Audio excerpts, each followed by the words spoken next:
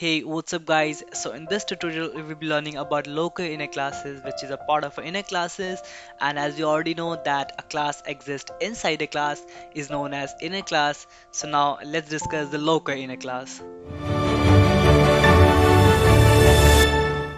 Now what is local inner class? So guys, it is a class that is created inside a block, and generally these blocks are method body, and sometimes these blocks can be for loop or an if clause. Let's go ahead and see a programming example to understand the concept of local inner class in a much better way. We will see that how do we define the local inner class. So guys, here we have this program example, and as we already studied that a local inner class must be declared inside a method, a for loop or an if clause. So you can see here that I have made a class. The class name is local inner class, and this class has a method. The method name is void display, and inside this method we have this class. The name is local, and this is our local inner class because it is inside the method. And this class also has a method, and the method name is void show, and it is printing that I'm output. Here we are coming and we are just creating the object for our this class called local. We have said local. L is the object name and then new and then local.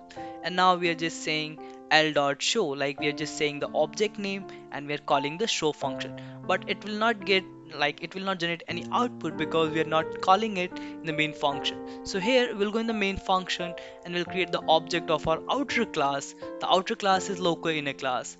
So here we will create the object of outer inner class, and then we can call our object dot display.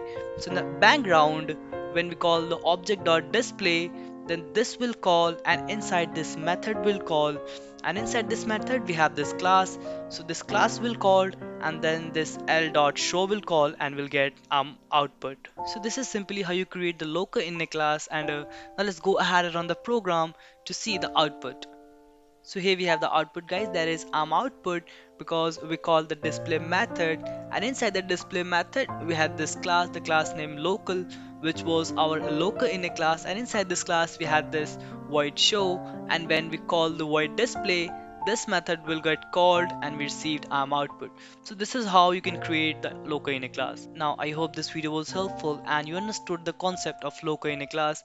If you have still any queries, please write down below, I would love to answer. That's all for this. Thank you so much for watching. Catch you in the next one guys. Bye bye.